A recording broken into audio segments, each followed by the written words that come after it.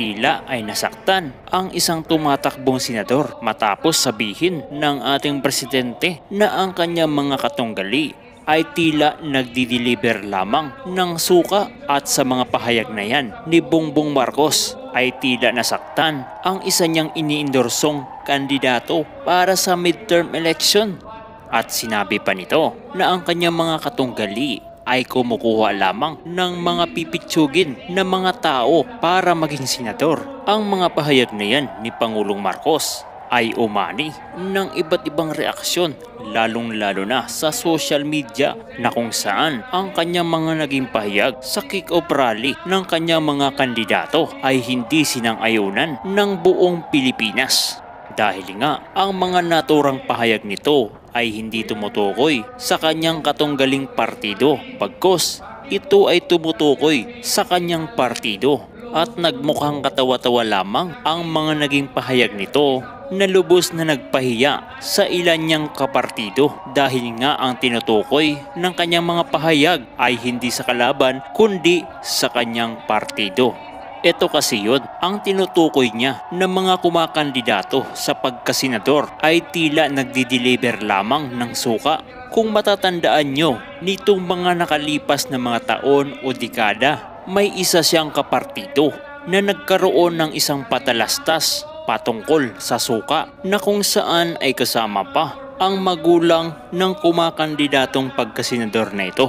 Ikaw kabayan, nakikilala mo na ba siya? Ang senador na ito na aksidente na pinaringgan ng ating presidente? Kung hindi pa, ipapakilala ko sa inyo mga kababayan. Siya si former Senator Manny Pacquiao, ang ating pambansang kamao, magaling sa boxing na kung saan ay binatikos niya rin ang presidente na si Bongbong Marcos dahil sa mga nakaw umano na yaman noong kapanahunan ni Marcos Sr. At sa panahon na ito kung saan sumali siya sa partido ni Bongbong Marcos. Ngayon ang lahat ng kanyang mga sinabi at ang kanyang hindi magagandang mga sinabi kay Bongbong Marcos ay tila naglaho na at ngayon ay tila sinasabi niya na siya ay nasa tamang partido.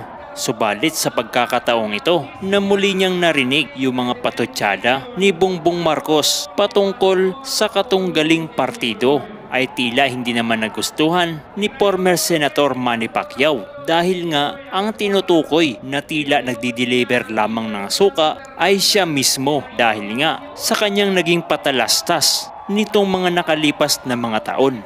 At ito pa, sinabi sa pahayag ni Marcos Jr. na ang kanyang kapartido ay kumukuha lamang ng mga pipitsugin na kung saan lamang pinulot. Tingnan nyo mga kababayan, itong partidong kandidato na binuo ni Tatay Digong ay talagang matitindi. Hindi katulad noong partido ni Bongbong Marcos na kung saan ay masasabi natin mga kababayan na ito talaga ay parang pinulot lamang kung saan-saan dahil nga tila ay wala sa kanilang tumatanggap. Itong partido ni Tatay Digong na kanyang sinuportahan katulad na lamang po si Attorney Jimmy Bundok, isang magaling na abogado. Abogado yan mga kababayan ha. Sa kanila, sino ba ang abogado? Eto pa, si Attorney JB Henlo. Abogado yan mga kababayan. Sa kanila, sino ang abogado? At eto pa, Attorney Vic Rodriguez. Sa kanila mga kababayan, may natatandaan ba kayong abogado? Komento mo nga dyan sa ibaba. At syempre, meron pa.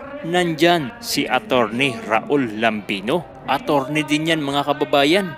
Nandyan din ang ating napakagaling na si Congressman Rodante Marcoleta na tumatakbo din bilang senador. At attorney din yan. At sulit na taga-suporta ng ating dating Pangulo at ng ating Vice Presidente ngayon. Sa 5 abogado na yan ay wala ng panama lahat ng mga kumakandidatong kapartido ni Bongbong Marcos. Dahil nga mga kababayan, sino nga ba sa kanila ang mga abogado? I-komento mo dyan sa ibaba kung sino sa kanila ang abogado. Kasi baka nagkakamali lang ako. At sa mga binanggit ko na mga abogado, nangangahulugan lamang na ang tinutukoy ng mga pahayag ni Bongbong Marcos ay tumutukoy sa kanyang kapartidong kandidato. Kasi nga naman mga kababayan, yung kanyang mga piniling kandidato, yung Magic 12, yung iba may mga issue. Kaya sa mga naging pahayag talaga ni Bongbong Marcos, hindi ang partido ni Tatay Digong ang nasaktan kundi ang kanyang partido mismo dahil nga tinukoy niya na nagdi-deliver lamang ng suka at yung iba ay pinulot lamang kung saan-saan. Kaya't sa darating na midterm election ay suportahan natin mga kababayan itong mga inendorso ni Tatay Digong upang hindi manaig at manalo itong binabanggit ni Bongbong Marcos na pinulot lamang kung saan-saan at mga taga-deliver lamang ng suka. Kawawa naman ang mga kapartido ni Bongbong Marcos. Kapartido pero binanatan. Kaya samot-saring reaksyon talaga mula sa ating mga kababayan. May galit, may tawa at may lungkot dahil sa naging pahayag ni Bongbong Marcos. Dahil ang akala ng ating presidente ito ay tumutukoy doon sa katunggaling kapartido. Ang hindi niya naisip ito ay tumutukoy sa iilan at kasamahan niya sa kanyang partido. Sa mga nangyari na yan ay pinagtatawanan ng mga Duterte supporters itong grupo ni Bongbong Marcos kasama ng tumatawa ang ating dating presidente na si Tatay Digong at ang ating vice presidente ngayon na si BP Inday Sara Duterte kasi nagpapahalata masyado itong si Bongbong Marcos. Sa iba't ibang lugar sa Pilipinas, Luzon, Visayas at Mindanao, ipakita natin anong numero ang iboboto natin sa Senado. Hindi ko kayo narinig.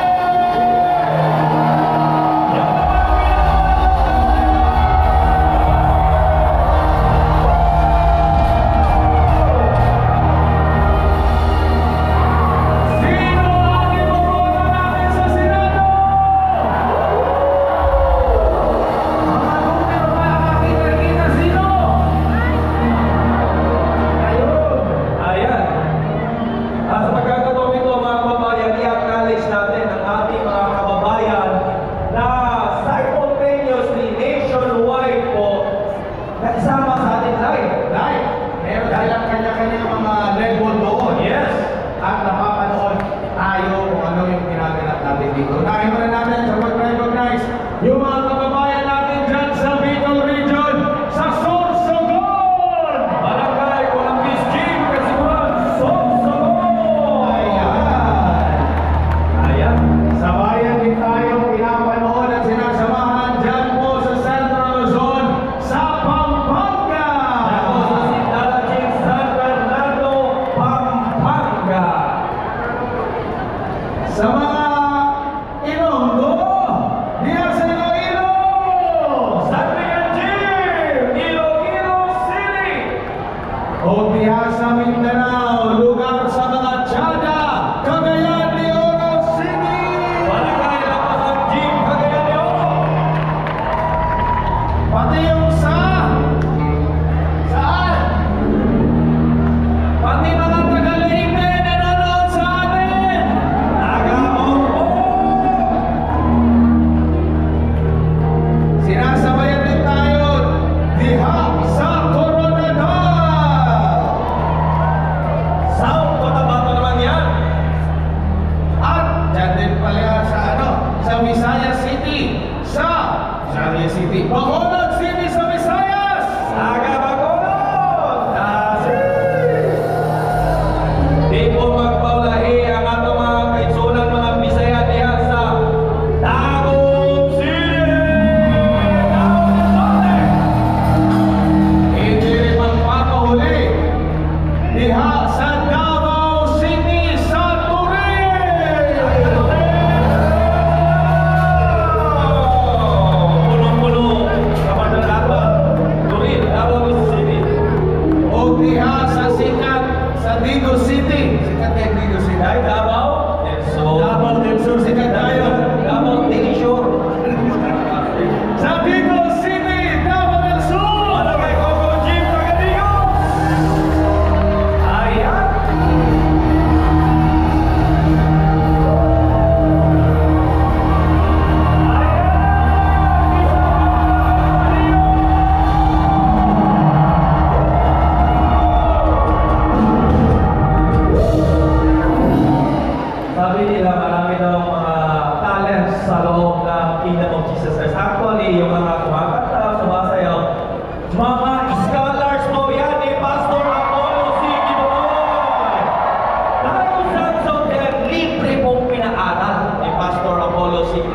Isa na po ako dyan.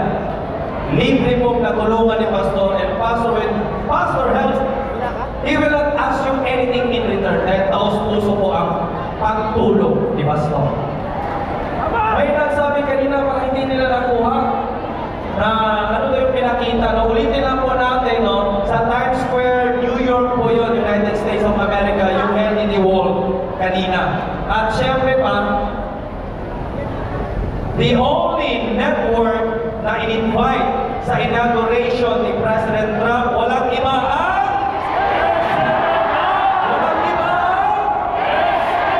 yan po ang tanging network na in-invite ko sa inauguration ni President Donald Trump. Ganyan po mamulong si Pastor. My Excellence, walang korupsyon!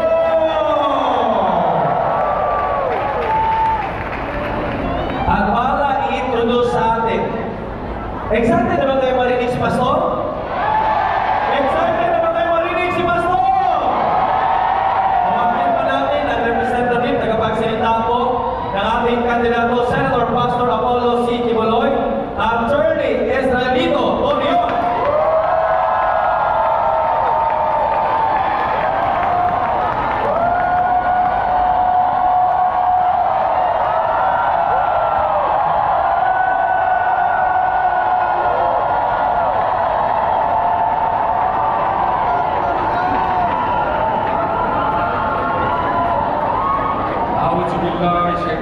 Bismillahirrahmanirrahim. Assalamualaikum warahmatullahi wabarakatuh. Mayong gabi sa ating tanan. Tatakbo ba tayo? Suportahan ba natin si Pastor? Mga kaibigan, ako po si Attorney Israelito Gobet Torion. Ako po ang official spokesperson ng ating pinakamamahal na Senator Apollo Quiboloy. Bakit natin piliin si Pastor?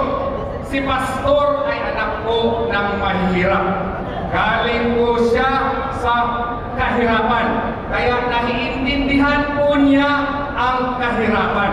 Natao siya doon sa kung saan ang bukid na tinatawag na Tamayong Kalinan, Davao City. Ang kanyang mga magulang ay mga Pampanggenyo. Kaya yung mga Pampanggenyo, nire-request namin kayo na suportahan si Pastor Apollo C. Quiboloy. Galing siya sa kahirapan, kaya nga po, maski bigas at pagkain, noong bata pa siya, ay mahirap po. Nag-aral siya doon sa parang Maguindanao, kaya yung mga kaibigan natin, salam na mga Muslim, suportahan natin si Pastor. Naging scholar po siya sa Bible School at siya po ay itinataguyod ang kanyang sarili hanggang nagtapos po ng theology. Ganyan po ang ating pinakamamahal na Pastor Apollo C. Quiboloy. At dahil po sa kanyang mga gawaing mabuti noong 1985, itinayo niya ngayon ang Kingdom of Jesus Christ. Mula sa 15 lamang na miyembro, tingnan niyo po kung gaano na kadami ngayon ng Kingdom of Jesus Christ. Present po ito sa buong mundo at ngayon po ay isa sa pinaka-respetado na religious organization sa buong mundo po. Galing po ito sa kahirapan, but right now, it is one of the most improved religious organization in the country and in the world today. Si Pastor Apollo C. Quiboloy ang nagtayo ng Jose Maria College na isa na pong sikat na eskwelahan dito sa ating mahal na bansa. Kaya nga kami, we are trying our best now to raise money. Bakit po? Kasi kasi ang JMC College Law School po, naging qualifier, isa po sa 6 na colleges and universities na nag-champion sa Asia Pacific at ipadala po kami sa Oxford University sa England. Bakit po nangyari yan? Nangyari yan dahil sa inspirasyon na binigay ni Pastor Apollo Sikibuloy sa amin. Ang problema lamang namin, kasi lahat po ng mga bank deposits po ng mga korporasyon ni Pastor at saka pati na nga po sa akin ay freeze po, sinara po. Ganyan po ang aming situation ngayon. Pero alam namin na kaya namin yan sa panalangin lamang. Siya po ang nagtayo ng napakasikat na ngayon na SMNI, di ba po?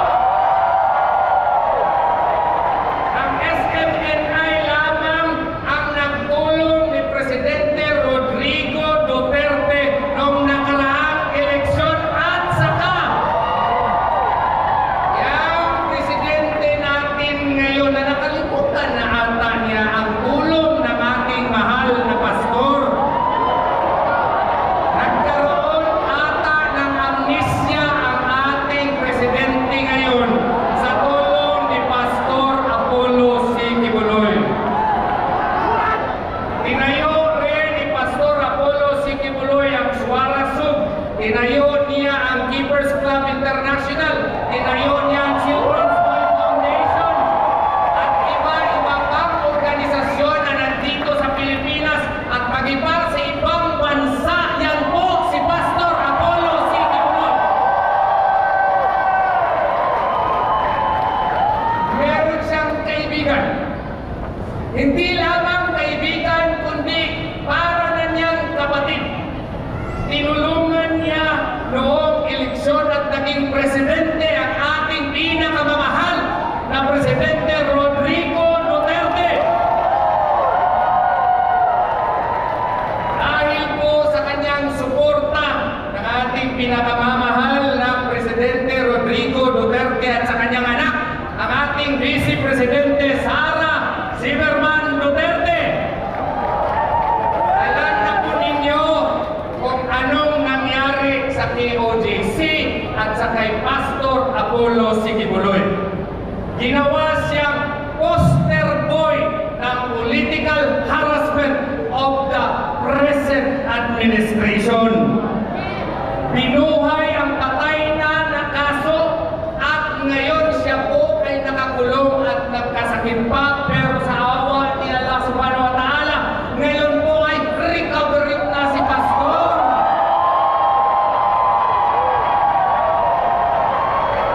Pero may sakit pa rin siya dahil po ginawa siyang example ng administrasyon na ito para matakot ang mga kababayan natin na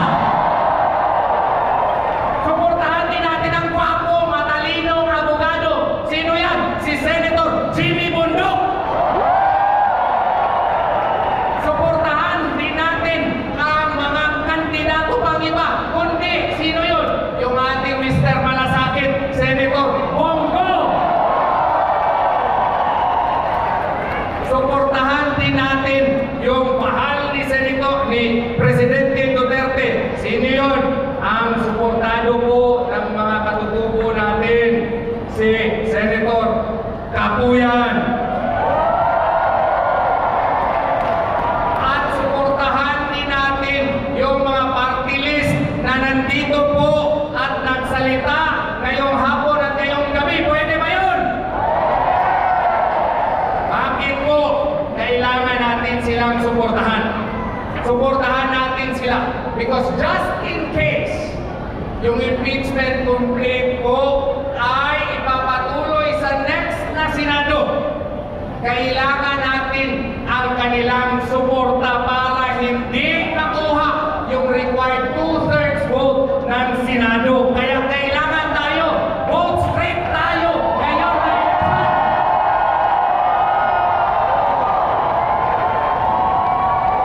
Pero ang tanong, Attorney, bakit namin suportahan si Pastor? Ano ba ang mga panukala niya na isusuporta niya para sa ating mga taong bayan?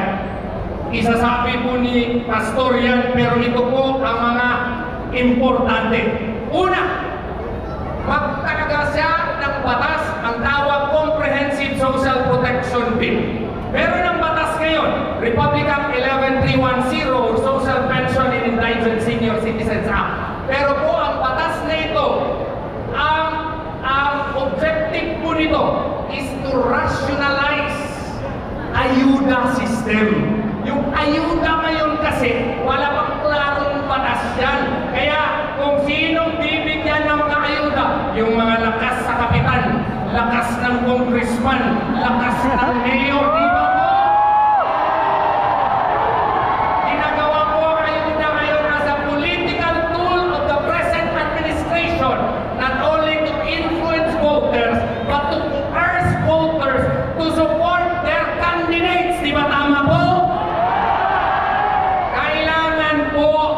Dito sa panukalang batas ni Pastor, i-rationalize ito. Kailangan ang parameters dito na nakasaad na sa batas kung sino ba talaga ang poorest of the poor. Kasi itong mga poorest of the poor ang kailangan talaga ng ayuda ng ating gobyerno. Di ba tama po?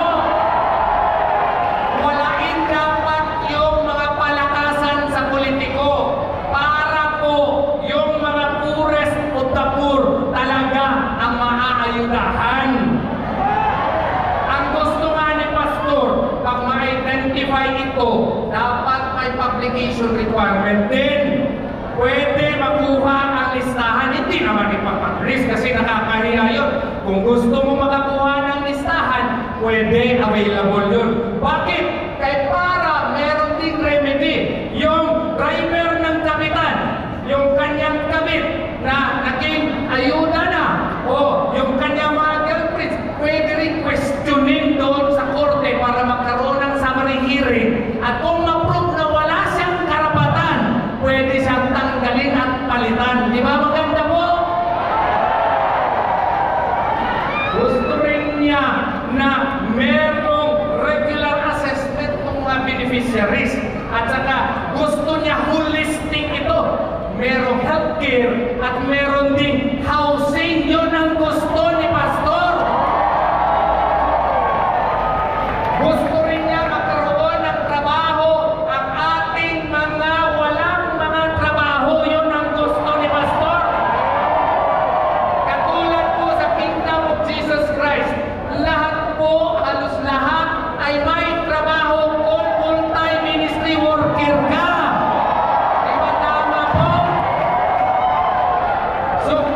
Dito po sa batas na ito, sa iyang ikukumpuni kung siya ay iyong pipiliin na maging senador, siya po ay sisiguraduhin na nandun sa batas ang paggawa ng trabaho at bigyan ng tax incentives po ang mga korporasyon na gagawa po nito doon sa mga kabukiran at maging dito po sa syudad. Ang mangyayari nito